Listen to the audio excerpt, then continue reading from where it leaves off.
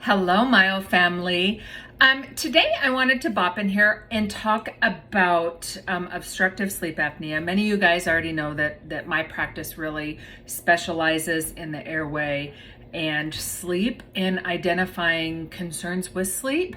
And I do a lot of continuing ed here. And one of my favorite humans to learn from is Dr. Gerald Simmons, who is a sleep doctor out of Texas. And I was recently in a webinar that he taught, and I took some notes on a slide that he presented talking about why most physicians neglect, identifying obstructive sleep apnea and then treating it. So there was 3 points on there. The first one says sleep and obstructive sleep apnea stuff is not taught in school. So in their medical school, in their residency, he reports that less than 3 hours of sleep training is provided over 4 years of medical school. So think about it. If you're in medical school and you spend 3 hours with all the other hours that you're learning a bazillion other things, sleep does not come to the top of mind for you. Okay, so there's that they just don't spend a lot of time there. And then the other thing about medicine today is, that if physicians do not have a direct financial motivation, quite often they're not going to change how they do things. And then also sometimes they just don't have that much time. So we know that doctor visits are getting shorter and shorter. And one of the things that Dr. Simmons taught was that physicians are pressed for time. They're shortening their visits so that they can see more people. And so when you're working to get to the bottom of a concern or the bottom of your health complaints, it's not always just as obvious as saying, hey, you have sleep apnea. Remember, we just identify the red flags, okay? It takes, a sleep study and a doctor to read that polysomnogram to diagnose it, but it's people like us who are the sleuths along the way that help you say, hey, here's a concern, here's the red flags that I see,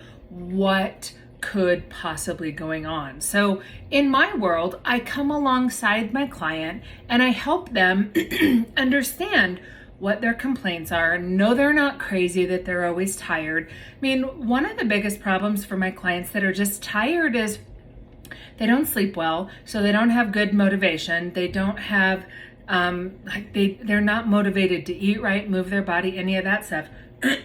Sorry, got a frog in my throat. And so they're really frustrated because they're really getting down on themselves, like, what is the matter with me? And they go to doctor after doctor after doctor trying to figure out what's going on. And so it's really, really tricky to find a doctor who's going to listen to you, which is why I always say a myofunctional therapist who is experienced, who really specializes in this kind of stuff, doesn't just have the training, but is knee deep in it, is there to help you, because we're there. I'm there to say, hey, here's a concern, here's what I see. In my practice, I've seen hundreds of clients, ABC, that type of stuff. But at the end of the day, I'm there to help you know that yes, there's a concern. And remember, sleep apnea, you guys, it's not just a diagnosis. It's not just, yep, I have it. Like Dr. Simmons teaches us, it's a continuum, okay? And so it's not just a destination. It's a journey. It's all this stuff going on in the middle. And I'm very proud that I have had many clients who, through my help or through my screening or my intervention, or just me starting the conversation with them and educating them, that they go on to discover that they have something that needs to be treated. Whether that's obstructive sleep apnea. I've had a lot of clients who end up getting diagnosed with narcolepsy. And so it's not okay, you guys, to just have a sleep study and then somebody say, hey, you're fine, if you still feel like pounded dog poop, okay? So understanding that doctors aren't necessarily here to make life easy for you in the realm of sleep. So finding other people to help you, sometimes starting with somebody like me so we can start that conversation so I can educate you. and then we're able to go on there. So that was kind of just a long public service announcement, really, to say, hey, your doctors may not have any idea as far as sleep, and there might not be any financial motivation to it, and they just may not have the time to really wholeheartedly care. So I think if you start with somebody like me, you're going to get educated, and we're going to help. I'm going to help you figure out who to get on your team. If you go to one doctor and they poo-poo you, we're going to find somebody else.